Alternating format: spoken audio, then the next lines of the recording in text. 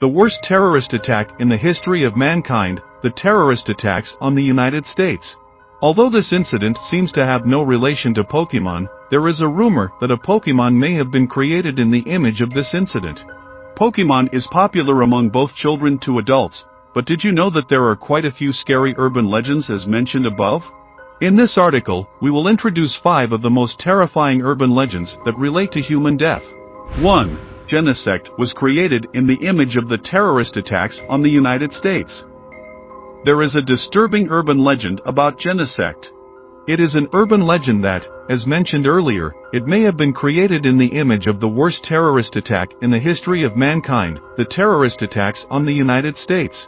The terrorist attacks on the United States were the result of 4 simultaneous terrorist attacks on the United States carried out by the terrorist group Al-Qaeda on the morning of September 11, 2001. The first and second attacks hit the World Trade Center in New York City. The third was the Pentagon, the headquarters of the U.S. Department of Defense in Arlington, and the fourth crashed into Shanksville. It is said to be the worst terrorist attack in human history, claiming 2,977 victims and injuring more than 25,000 people. Let me explain, in order, why this Pokemon was created in the image of this incident. The first reason is that the model stage for the movie in which this Pokemon appears is New York City. The movie, released in 2013, is called New Talk City and the location model is New York City. The World Trade Center, where the 9/11 attacks took place, is located in New York City, and Genesect is the star of a movie modeled after New York City. The second reason is the skill that Genesect learns. Genesect learns a move called Lock-On at level 11. As anyone who has played Pokemon will know, the Lock-On move always hits the next turn's attack. And level 11 reminds us of the 11th of September 11th, the day the 9/11 terrorist attacks occurred in the United States. Furthermore, the flight that struck in the 9/11 terrorist attacks is American Airlines Flight 11. Most other Pokemon learn Lock-On at level 30 or later. Nevertheless, why did the development team make Genesect learn the Lock-On technique at level 11 and lower levels? We can see that they are obviously aware of this incident. Genesect also learns the self-destruct technique at level 77. In contrast to the Lock-On mentioned earlier, learning self-destruct at level 77 is a little too late. And the fact that they intentionally did not choose Explosion, which is a higher level version of self-destruct, is speculated to mean suicide bomber. Of course, the number 77 also has a meaning. The plane that hit the World Trade Center in the terrorist attacks on the US was on the 77th floor. The fact that American Airlines Flight 77 hit the Pentagon on the same day also deepens the meaning of the number 77. It is doubtful that they would create such a dangerous backstory, but it is not strange that such speculation would arise if only the numbers are pursued. Next, let's look at the timing of when Genesect learns moves at level up. 1, 7, 11, 18, 22, 29, 33, 40, 44, 55, 62, 66, 73, 77. If we break it down every other one from here, except for level 1, we get the following. 7, 18, 29, 40, 51, 62, 73.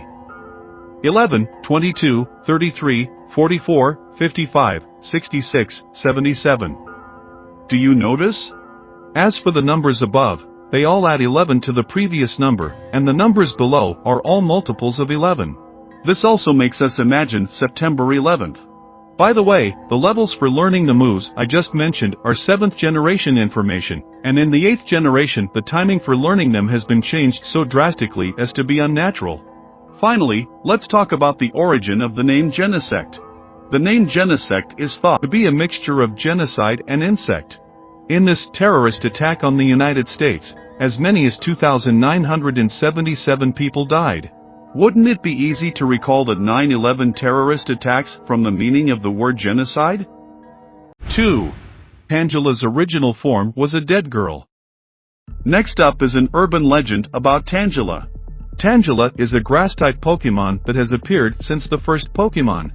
There is an urban legend that this Pokemon, which is characterized by its tangled vines and red boots, was actually originally a human being. 3 reasons have been suggested for this. 1 is the location of the appearance of Tangela.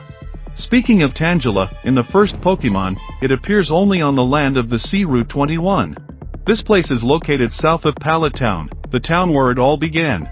It is unnaturally fenced off and cannot be reached without advancing through the game and learning to use surf. This fence is considered to be the first reason. In the past, the grassy area on the Sea Route 21 used to be a playground for children living in Pallet Town. It was a great place for children to play because of its view of the ocean. One day, however, a small child fell into the sea and drowned to death. The child became entangled with vines at the bottom of the sea and was reborn as Tangela. In order to prevent more victims, adults built a fence between Pallet Town and the Sea Route 21. The theory is that this unnatural fence was built as a result of the above accident.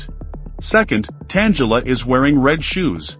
You may wonder why, but in fact, no Pokemon wears real shoes, and it is said that these are the shoes it was wearing at the moment of the accident.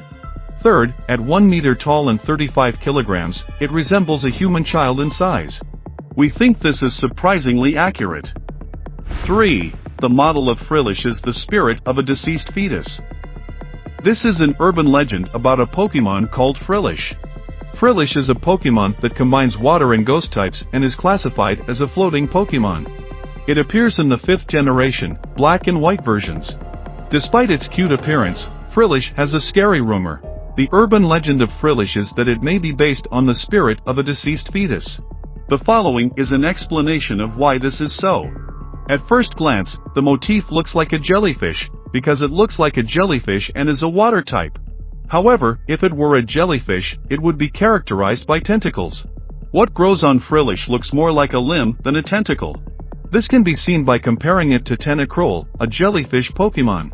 And Frillish is classified as a floating Pokemon. It doesn't seem right that a Pokemon that lives underwater is a floating Pokemon, does it? This is said to indicate that Frillish is a floating spirit.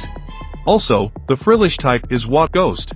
If it is a jellyfish, doesn't it seem a little strange to have a ghost type in it? Furthermore, Frillish has a distinct difference in appearance between males and females. Normally, the difference between male and female Pokemon is only noticeable when you compare them, such as the rounded shape of their tails. In the case of Frillish, however, the difference is clearly visible. The male is light blue and the female is pink. This may mean that the male and female spirits are distinguished by the color of their sex. Also, the head is larger than the body, which can be attributed to the fact that the fetus has a more developed head. And Frillish has a characteristic called cursed body. In battle, it has the ability to block the attacks with a 30% chance. This is said to indicate a curse that prevented him from being born into this world.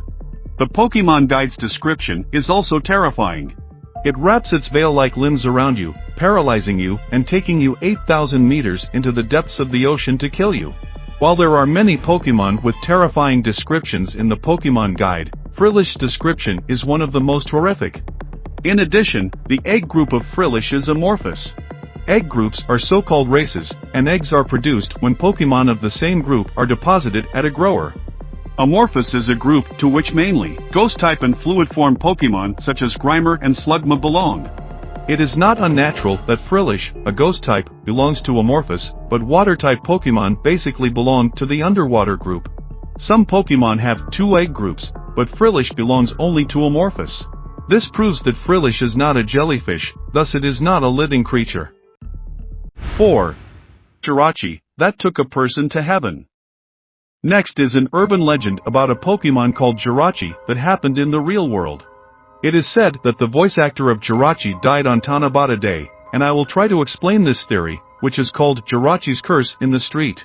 Jirachi is a phantom Pokemon that appears in the 3rd generation, Ruby and Sapphire.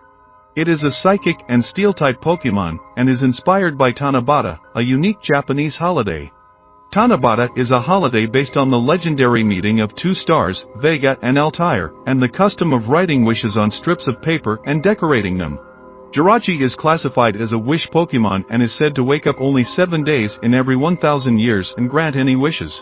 It has a very cute appearance, with its head shaped like a star and 3 strips of paper attached to it.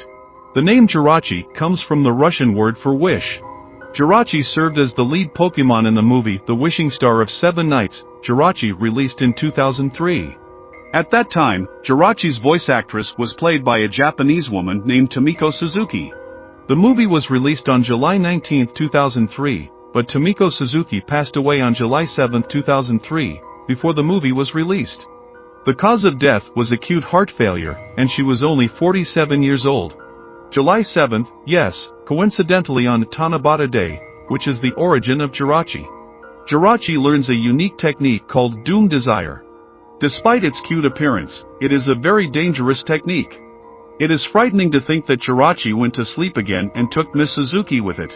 There are several urban legends about Pokemon and the real world, but this theory is very famous. Jirachi may be a terrifying Pokemon despite its cute appearance. 5. Spiritomb's identity is that of sacrificial prisoner. And finally, an urban legend about Spiritomb. Many ghost-type Pokemon have scary rumors, and this Pokemon is one of them. Spiritomb is a ghost and dark type that has been introduced in the 4th generation. It is classified as a sealed Pokemon, with a Pokemon number of 108, weighing 108 kilograms, and is said to have been born with 108 souls sealed inside it, making it a Pokemon somehow related to the number 108. The urban legend of Spiritomb is the theory that it is the true identity of the prisoners who were turned into human sacrifice. The Sinnoh region, where Spiritomb first appears, is modeled on Hokkaido. It is said that when Hokkaido was first settled, the road from Asahikawa to Abashiri was built by forced labor of prisoners. In the Sinnoh region, the area from Eterna City to Veilstone City corresponds. Hokkaido is famous for Abashiri Prison, where thugs enter.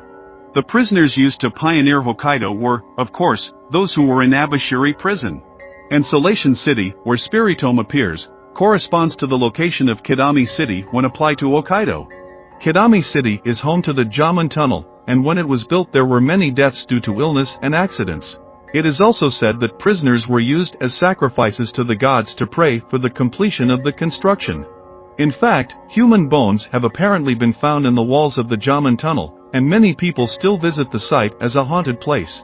The way Spiritomb appears, you must first meet 32 players in the underground passage. After that, the odd keystone is placed in a place called Hallowed Tower to make the Spiritomb appear. The Hallowed Tower is called Matama Tower in Japanese, and Matama refers to the worship of a haunting spirit. It is thought that this spirit represents a prisoner who has been turned into a human sacrifice. Also, Spiritomb's Japanese Pokemon guide reads, "A misdeed 500 years ago left his body wedged in a crack in the odd keystone. It was trapped in the cracks of the odd keystone." I can only assume that this refers to a prisoner who was buried as a human sacrifice in the Jaman Tunnel. The stone can also be thought of as the wall of the tunnel. Spiritomb also learns ghost techniques such as Curse and Spite, as well as dark-type techniques such as Feint Attack, Sucker Punch, and Nasty Plot. These are the kind of techniques that criminals seem to use. From the above, this story seems moderately plausible. I think it is also noteworthy that it is connected to the actual place where it was modeled. These are the Pokemon that are associated with the death of a person. Thank you for watching until the end. If there is any other information you would like to know in addition to what we have covered in this video, please let us know in the comments section. If you are a Pokemon lover, please subscribe to our channel as we discuss and explain various Pokemon. See you in the next video.